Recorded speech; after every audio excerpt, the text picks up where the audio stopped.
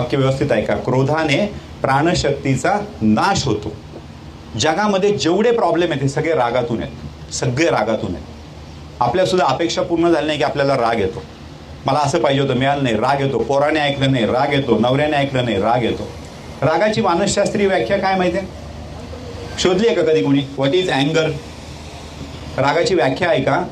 दुसऱ्याने केलेल्या चुकीची स्वतःला करून घेतलेली शिक्षा म्हणजे राग.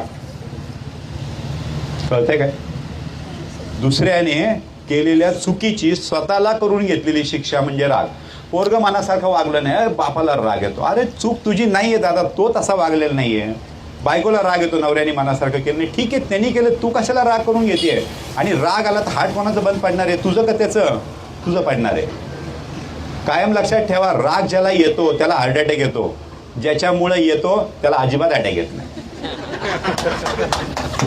खूप महत्वाचं वाक्य सांगितलं मी.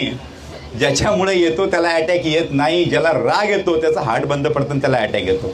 मग असं जर असेल तर आपण रागवणं हे शहाणपणाचं लक्षण आहे का मूर्खपणाचं लक्षण आहे? त्यामुळे रागवायचं नाही, प्रत्येक गोष्ट शांतपणे सांगायची. आणि कुठली परिस्थिती जर रागावर नियंत्रित करायची असेल ना तर 30 सेकंड फक्त स्वतःला शांत ठेवायचं.